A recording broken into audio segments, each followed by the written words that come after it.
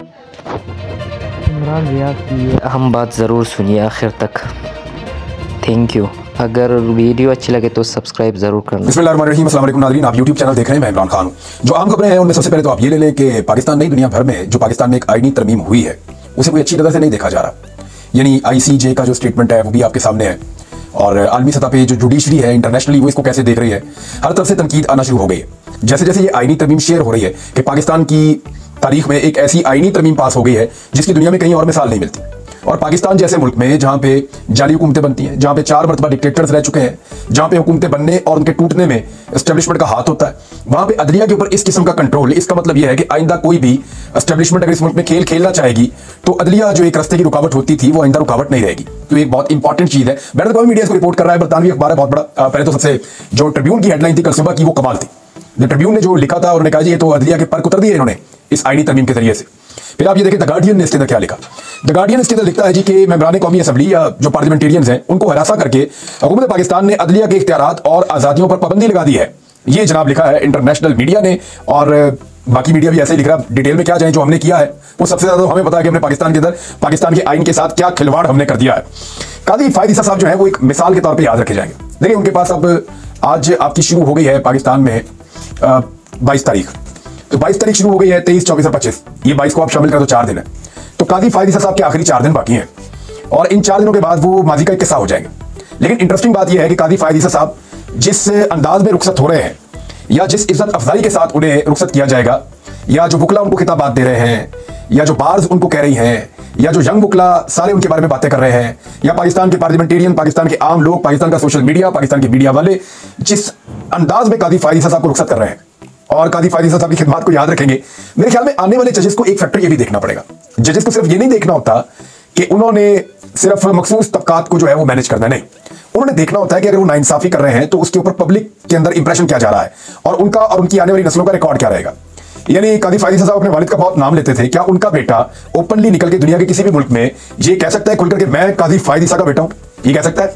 और ये कहने के बाद क्या वो फख्र के साथ सीना फुला के लोगों के साथ गुफ्तगू कर सकता है? ये बड़ी मुश्किल हो जाएगी। ऐसे लोगों के लिए, उनकी फैमिलीज के लिए हमेशा मुश्किल रहती है जब आप मुल्की नौयत के ऊपर इतनी बड़ी बड़ी ब्लंडर्स करते हैं, ऐसे अजीब अजीब आप काम करते हैं, तो फिर उसका खुमियादा सिर्फ आपको ही नहीं आपकी नस्लों को भुगतना पड़ता है। और जब आप अच्छे काम करते हैं, बेहतरीन काम करते हैं, तो फिर आपकी नस्लें जो है उसको एंजॉय भी करती हैं। यानी कायद आज़म की जो औलाद है लोग ढूंढ ढूंढ के लाते हैं कि जनाब ये फलां जगह से कायद आज़म के रिश्तेदार हैं। अल्लामा इकबाल रहमतुल्लाह अलैह के बच्चे, उनके पोते वलीद इकबाल साहब, लोग उनकी इज्जत क्यों करते हैं? अल्लामा इकबाल रहमतुल्लाह अलैह की वजह से करते हैं। वो इतना बड़ा दरख्त है जिसके साए में वो लोग सारे बैठे हुए हैं, तो हमेशा उसकी छांव उनके साथ रहेगी। तो जो लोग नस्लों के लिए इज्जत कमा जाते हैं वो भी होते हैं, और जो नस्लों के लिए इज्जत गवा जाते हैं वो भी लोग होते हैं। बहरहाल तारीख जो है वो बड़ी जालिम चीज़ है और तारीख का कूड़ेदान हमेशा अवेलेबल रहता है। अगर आप चाहें तो आप अपना नाम तारीख के कूड़ेदान में लिखवा सकते हैं। तो पाकिस्तान में कुछ लोगों ने फैसला किया और उनका नाम तारीख के कूड़ेदान में चला गया। इससे कोई फर्क नहीं पड़ता कि आप कितने बड़े ओहदे पे हैं, आप कितने ताकतवर हैं, आपका इन्फ्लुएंस कितना है, आप कितना ज्यादा लोगों को नुकसान पहुंचाने की सलाहियत रखते हैं। लेकिन तारीख का कूड़ेदान आपके लिए अवेलेबल है। तारीख का कूड़ेदान जो है वो यजीद के लिए भी अवेलेबल था। तारीख का कूड़ेदान जो है वो मीर जाफर मीर सादिक के लिए भी अवेलेबल था। तारीख का कूड़ेदान हर गद्दार के लिए, हर बागी के लिए, हर पीठ में खंजर घोंपने वाले के लिए, हर जालिम और जाबर के लिए वो अवेलेबल था। हिटलर जो है उसके बारे में मुख्तलिफ लोगों की आरा है। हर एक आदमी तारीख में अपना एक हिस्सा छोड़कर जाता है, लेकिन बहुत सारे लोग ऐसे चले जाते हैं, कोई उन्हें याद भी नहीं रखता। अब इसमें जो है वो एक और चीज मैं आपके साथ शेयर करता हूं। बड़ा अहम नुक्ता जो है वो अब उठाया जा रहा है कि जस्टिस याया अफरीदी अगर चीफ जस्टिस ऑफ पाकिस्तान बना दिए जाते हैं, लेकिन कमेटी तो बन गई है और कमेटी के हवाले से चंद चीजें मैं आपको बता दूं कि सारे नाम भी आ गए हैं। जरा नाम आपको बताना दिए जाएंगे कमेटी में किस किस के और कौन कौन से नाम है। इसमें जो है सबसे पहले जो कमेटी में नाम दिए थे वो पाकिस्तान पीपल्स पार्टी ने दिए थे, और पीपल्स पार्टी के बाद जो है वो फिर बाकी नाम आए थे। PMLN की जानिब से ख्वाजा आसिफ हैं जनाब, और एहसन इकबाल साहब हैं MNA, और MNA शाइस्ता परवेज मलिक साहब हैं। ये 3 उनके MNA हो गए। और उसके बाद जनाब पीपल्स पार्टी के जो MNA हैं उनमें राजा परवेज अशरफ हैं और नवीद कमर साहब हैं। और उसके बाद जी एक मिस राना अंसार, ये भी MNA है जी। फिर उसके बाद जनाब आ जाए आप PTI, उन्हें गौर खान साहब का नाम आया हुआ है, बैरिस्टर गौर का, और साहबजादा हामिद रजा साहब का नाम आया हुआ है। और फिर अब सेनेटर्स के 4 नाम आ जाएं तो यहाँ पे पहला नाम जो सेनेटर में है पीपल्स पार्टी के फारूक H नायक, ये मुखालफत कर रहे थे लेकिन अब ये इसका हिस्सा है। अच्छा, इसके बाद जनाब आजम नजीर तारड़ ये नून लीग की जानिब से आ गए, और अली जफर साहब आगे बैरिस्टर PTI की जानिब से, और कामरान मुर्तजा साहब आ गए सेनेटर ये फजल रहमान साहब की जानिब से। तो इस तरह जनाब ये पूरे हो गए। एक MKM का वोट भी है इसके अंदर, मिसेस राना अंसार जो वोट है ये MKM का वोट है। तो इस तरह जनाब ये फॉर्मेशन पूरी हो जाती है। अब 8 वोट हुकूमत के पास मौजूद है, इसको चाहे वो जज बना दे। तो पाकिस्तान तहरीक इंसाफ के बारे में एक सवाल है, मैंने उठाया भी था कि क्या पाकिस्तान तहरीक इंसाफ को इस कमेटी का हिस्सा बनना चाहिए? वो तो इसके खिलाफ थे। पाकिस्तान तहरीक इंसाफ या उनके चेयरमैन जो है मानी चेयरमैन इमरान खान साहब, लीडर इस पार्टी के, साबिक वज़ीर आज़म है, वो तो इस आईनी तरमीम में और इस जाली मैंडेट वाली हुकूमत में मानते ही नहीं है। तो जब वो एक चीज को मानते ही नहीं है तो उसके नतीजे में बनने वाली एक कमेटी का वो हिस्सा बन सकते हैं। टेक्निकल क्वेश्चन है, बाद वक्त आपको कड़वे घूंट करने पड़ते हैं सियासत में, सिस्टम का आपको हिस्सा रहना पड़ता है, क्योंकि इमरान खान सिस्टम के अंदर लेके लड़ना चाह रहे हैं, सिस्टम के बाहर नहीं निकलना चाह रहे। वो आइन कानून और सिस्टम के अंदर रहना चाहते हैं, ये बड़ी अच्छी बात है। लेकिन अभी कमेटी के अंदर क्या पाकिस्तान तहरीक इंसाफ को रहना चाहिए? तो इसमें जो पॉलिटिकल कमेटी है पाकिस्तान तहरीक इंसाफ की, उन्होंने कहा जी इसका हिस्सा नहीं बनेंगे, इसके इजलास में शिरकत नहीं करेगी, पाकिस्तान तहरीक इंसाफ इसके इजलास का बाइकआउट करेगी। बहरहाल वहां पे फिर भी 9 वोट मौजूद है, बाकी वो बड़े आराम से अपना चीफ जस्टिस ले आएंगे। पॉलिटिकल कमेटी ने कुछ और फैसले भी किए, उन पे बाद में आते हैं, लेकिन पहले अगर याह्या अफरीदी बन जाते हैं चीफ जस्टिस या उन्हें बना दिया जाता है, तो 2 जो सीनियर जजेस हैं, यानी नंबर 1 के ऊपर जस्टिस मंसूर दी शाह है, नंबर 2 के ऊपर जस्टिस मुनीब अख्तर साहब हैं, नंबर 3 के ऊपर जस्टिस याह्या अफरीदी साहब हैं। अब सवाल यह पैदा होता है कि अगर पहले 2 को छोड़कर जस्टिस याह्या अफरीदी को बना दिया जाता है तो क्या पहले 2 रिटायर हो जाएंगे? क्योंकि सुपरसीड हो गए ना। मिलिट्री में आमतौर पर ऐसे होता है कि जब किसी जूनियर को आर्मी चीफ बनाया जाता है तो उनसे सीनियर जो है वो रिटायरमेंट ले लेते हैं और वो कबल अज़ वक्त रिटायर होकर चले जाते हैं कि हम अपने जूनियर को सैल्यूट नहीं कर रहे। लेकिन क्या यहां पे अदलिया में ऐसा होगा? ये एक बहुत बड़ा सवाल है। दूसरी एक और चीज है, जस्टिस याह्या अफरीदी को चीफ जस्टिस तो बनना है, चाहे वो पुराने तरीके से बने चाहे वो नए तरीके से बन तो हो सकते हैं। अब उनकी पड़ी हुई है मुबैना तौर पे, कुछ लोग बता रहे हैं कि 8 साल उनकी सर्विस पड़ी हुई है। अभी उनके पास 8 साल की सर्विस बतौर जज मौजूद है सुप्रीम कोर्ट ऑफ पाकिस्तान के। तो क्या वो 3 साल के लिए चीफ जस्टिस बनना पसंद करेंगे और बाकी 5 साल की सर्विस अपनी जाया कर देंगे, या वो 5 साल मजीद जज रहने के बाद 3 साल के लिए जज बनना पसंद करेंगे? ये बहुत इंपॉर्टेंट है याह्या अफरीदी साहब के हवाले से। एक और बात उठाई जा रही थी, पिछले वीडियो में मैंने भी कहा था कि अगर जस्टिस याह्या अफरीदी इनकार कर देते हैं कि जनाब मैं नहीं बनता चीफ जस्टिस ऑफ पाकिस्तान, मेरे से 2 सीनियर लोग हैं, तो क्या फिर चौथा जज आ जाएगा? तो पहले परसेप्शन यही थी, लेकिन फवाद चौधरी साहब ने इसको क्लियर किया। कुछ और लोगों ने भी कहा, गालिबन कहीं हुकूमती कैंप से भी ये आवाज आई कि नहीं ऐसा नहीं होगा। अगर जस्टिस याह्या अफरीदी इनकार कर देते हैं कि जनाब मैं चीफ जस्टिस ऑफ पाकिस्तान नहीं बन रहा, 3 नंबर पे हूं लेकिन मैं नहीं बन रहा, मेरे से 2 सीनियर हैं, तो फिर हुकूमत चौथे पे नहीं जा सकेगी। हुकूमत को पहले 3 में से चुनना है, जब तक कि वो तीनों इनकार ना कर दें हुकूमत चौथे पे जा ही नहीं सकती। तो इसलिए हुकूमत फिर जो बाकी 2 बच जाएंगे, जस्टिस मुनीब अख्तर और जस्टिस मंसूर दी शाह, उन दोनों में से एक को चीफ जस्टिस बनाएगी। अब डिपेंड करता है कि जस्टिस याह्या अफरीदी साहब तारीख में अपना, मैंने फिर कहा ना तारीख बड़ी सालम है, तो जस्टिस याह्या अफरीदी साहब तारीख में अपना क्या नाम लिखवाते हैं ये उनके ऊपर भी डिपेंड करता है। बाद कुछ लोग इसका मुवाजना ऐसे कर रहे हैं, देखिए आर्मी चीफ का तकर्रुर भी तो वज़ीर आज़म करता है ना, और वो ये देखता है कि जनाब ये 4-5 है, इनमें से जो उनको बेहतर लगता है उसको उठा के आर्मी चीफ बना लेते हैं। भाई आर्मी चीफ एग्जीक्यूटिव का हिस्सा है, आर्मी चीफ सरकारी मुलाजिम है, वो वज़ीर आज़म के अंडर काम करता है, सदर पाकिस्तान उनके कमांडर है, वो सबसे बड़ा ओहदा सदर पाकिस्तान के पास है। आर्मी चीफ का एक महदूद ओहदा है, अब पावर बहुत बड़ी उनको मिल गई है, ताकत बहुत ज्यादा है, उसका इस्तेमाल बहुत गलत होता रहा है, लेकिन आर्मी चीफ एग्जीक्यूटिव का हिस्सा है, वो आजाद नहीं है, बंधा हुआ है, एग्जीक्यूटिव का हिस्सा है। वो अलग बात है, ताकत बहुत है, लेकिन जो आपकी जुडिशरी है वो इंडिपेंडेंट होनी चाहिए, वो आजाद है, वो किसी की मोहताज नहीं है। लिहाजा जब आप अदलिया की बात करते हैं, चीफ जस्टिस की बात करते हैं, तो मैकेनिज्म अलग है, उसका तरीकाकार अलग होना चाहिए, वो आजाद है। आपने उसको बांध दिया है पार्लियामेंट के अंदर लाके, और इसी के ऊपर सारी दुनिया कह रही है, बल्कि पाकिस्तान का मजाक उड़ रहा है कि जनाब आपने क्या कर दिया है।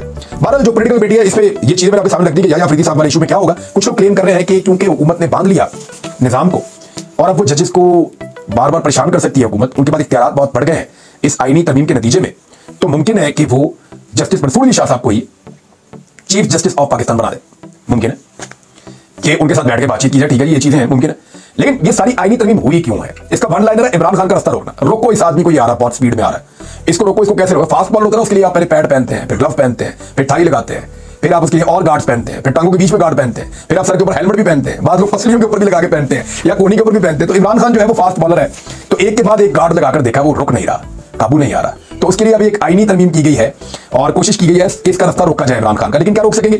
जो पॉलिटिकल कमेटी है पाकिस्तान तहरीक इंसाफ की, उन्होंने जी फैसला किया है कि फौरी तौर पे ये जिन लोगों ने पार्टी के साथ इमरान खान के साथ गद्दारी किया ना, इनका मुहासबा किया जाए, इनको शो काज नोटिस भेजे जाए, इनसे जवाब तलब किया जाए और इनसे पूछा जाए कि जनाब आप किधर थे।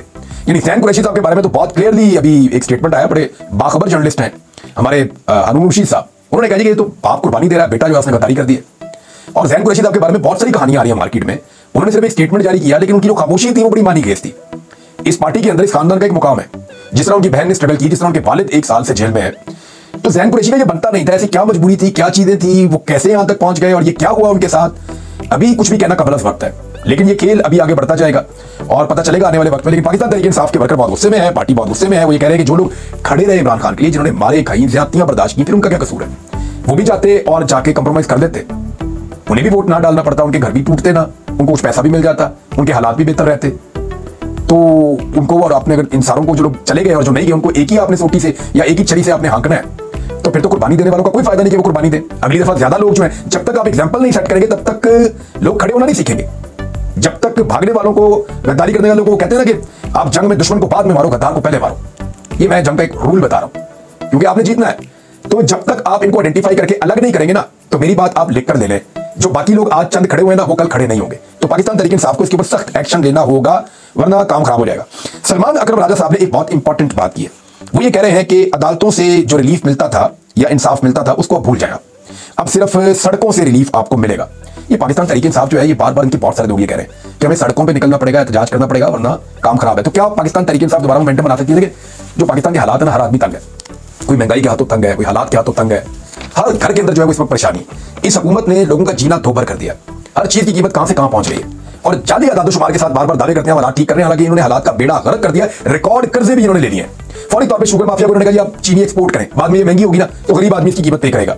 फिर इमरान खान साहब पे मुलाकातों पे गैर मुअय्यना मुद्दत तक के लिए पाबंदी भी इन्होंने लगा दी। फौरी तौर पर हुकूमत इतनी दिलेर हो गई है, और वुज़रा और सेक्रेटरीज को बिजनेस क्लास की सहूलत भी दे दी, जाओ पूरी दुनिया में सफर करो। आज के बाद आप इकोनॉमी क्लास में नहीं जाएंगे, आज के बाद आप जाएंगे बिजनेस क्लास में, आपको जो है फुल प्रोटोकॉल के साथ चादरों में भेजा जाएगा पूरी दुनिया के अंदर। तो ये जनाब फौरी तौर पर जो चीजें हुई हैं वो ये हुई हैं। कुछ लोग अंदाजे लगा रहे हैं कि पाकिस्तान तहरीक इंसाफ खत्म शुद्ध, अब वो पार्टी मौजूद नहीं है, लोग उसको छोड़ गए हैं। तो याद रखें, ये जब इलेक्शन हो रहा था ना, तब कह रहे थे पाकिस्तान तहरीक इंसाफ को ज्यादा 20-25 सीटें मिलनी है, उनमें से भी 15-20 टूट जाने। क्या ऐसा हुआ? नहीं हुआ। लेकिन ये फायदा उठाया इमरान खान के अंदर होने का, फिर इमरान खान को मंजर से गायब भी इसीलिए करना पड़ा। याद रखें आप कि सितंबर में क्योंकि इमरान खान साहब कनेक्टेड थे लोगों के साथ, तो बंदे नहीं टूट रहे थे।